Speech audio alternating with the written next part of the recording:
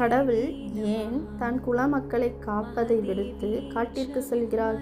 தன் குல எல்லையில் மக்கள் ஒற்றுமை இல்லாமல் இருந்தால், வீண் சச்சரவு செய்தால், அடடே என் குலமக்களே, நீங்கள் எல்லாம் என்ன மறந்து எனக்கு இப்படி அருமையான பூஜை நடத்தப்படும் வேளையில் வீண் வாக்குவாதம் செய்கிறீர்களே, எனது பூஜைக்கு இடையூறு விளைவிக்கிறீர்களே என்று மிகவும் வருத்தப்பட்டு மக்களை விட்டு அவர்களை காப்பதை விடுத்து தன் மன ஒற்றுமைக்காக அமைதியை நாடி அமைதியான சூழல் நிலவும் இயற்கை சூழ்ந்த நிலப்பகுதியில் ரம்யமான சூழலை எங்கு நிலவுகிறதோ அங்கு சென்று அமர்ந்துவிடும்.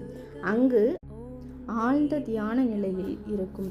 தனது மனதை மாற்றி அந்த இயற்கை சூழலிலேயே லயித்துவிடும். திரும்பவும் கோயிலுக்கு வராது.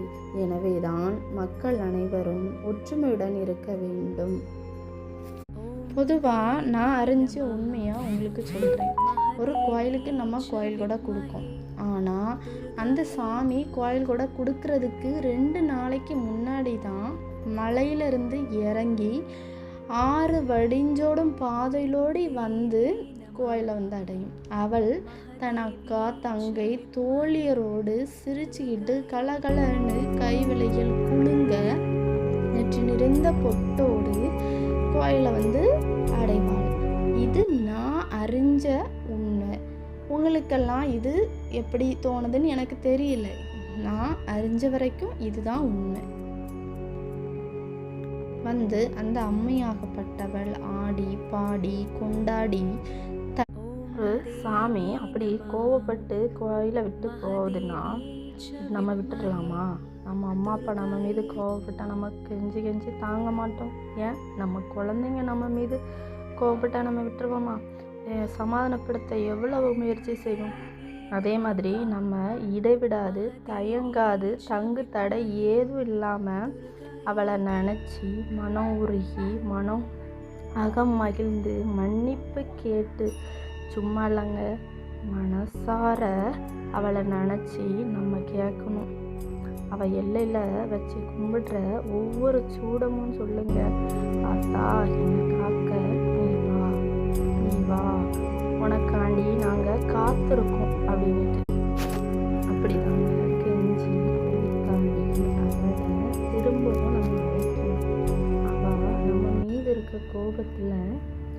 கோபத்தில் ரொம்பவே மனசு உடஞ்சி இருப்பா. அந்த சூழல்லேருந்து அவளை மாற்றணும்னா நம்ம அதுக்கான முயற்சிகள் பலமாக செய்யணும். நிதமும் அவளுக்கு விளக்கு வச்சு ஒரு பூவாவது வச்சு அவளுக்கு நம்ம பூஜைகள் செய்து வரணும். நிதமும் மனம் குளிர்ந்து அவளை மனம் உருகி வாமா வாமா என் தேவனே எங்களை காக்கவா, உன் மக்கள்லாம் பட்டினியாக இருக்கும், உன்னை காணாமல் நாங்கள்லாம் ரொம்பவே வாடிப்போம், எங்களை காக்க உன்னோட உதவி தேவை. எங்களோட அம்மாவான நீ எப்பவும் எங்கள் கூடவே இருக்கும், எங்களை விட்டு போகாதம்மா, எங்களை தேடி வந்துருமா அப்படின்னு சொல்லி மனம் குளிர்ந்து கூப்பிடணும். இப்படி தான் எங்கள் ஊரில் ஒரு பூசாரி ஒருத்தர் அவர் நிதம் பூ போட்டு உள்ளன்போட அவளை அழைச்சாரு. அவள் வந்தாளா வரலை. ஆனால் அவரோட கனவுல வந்து காட்டினான், உங்ககிட்ட ஒற்றுமை இல்லை, நீங்கள் எல்லாரும் இப்படி இருக்கீங்க, பிரிஞ்சு 10 துண்டாக இருக்கீங்க, நீங்கள் எல்லாரும் என்னைக்கு ஒன்று சேர்ந்து வந்து என்ன அடைச்சிங்களோ அன்னைக்கு தான் நான் வருவேன்னுட்டு சொல்லிட்டான். அவரும் எவ்வளவோ முயற்சி செஞ்சு பார்த்தாரு. நம்ம அம்மையை அழைக்கணும் அப்படின்னா நம்ம எல்லாரும் ஒன்று சேர்ந்து அழைச்சாதான் அவள் வருவாள். எனவே நம்ம எல்லாரும் ஒன்று சேர்ந்து அவளை கூப்பிடுவோன்னுட்டு பல முயற்சிகள் எடுத்து பார்த்தாரு. ஆனால் எந்த ஒரு முயற்சிக்கும் பலன் இல்லை. மக்கள் அப்படியே தான் பலவிதமாக இருந்தாங்க.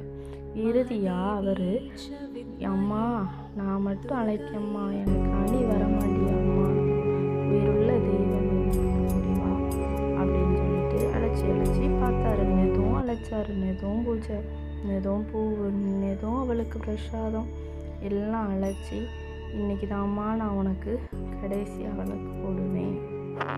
இன்னைக்கு நீ எப்படியாவது வந்துருமா, வந்து எங்களெல்லாம் காக்க வாமா அப்படின்னு சொல்லி அவர் செய்கிற ஒவ்வொரு பூஜையிலையும் தன்னோட அர்ப்பணிப்பை அவர் அவ்வளோக்குள்ளே வச்சு செஞ்சார். இறுதியாக அவள் வந்தாளா பாருங்கலாம். அவர் ஒருத்தர் அர்ப்பணிப்போட அவரோட கண்ணெல்லாம் குளமாவி அவளை வான்னு கூப்பிட்டாரு. அவள் கூப்பிட்ட சொல்லுக்காண்டி அவள் ஒரு தாய் அல்லவா, அவள் எப்படி வந்தா பாருங்களேன்.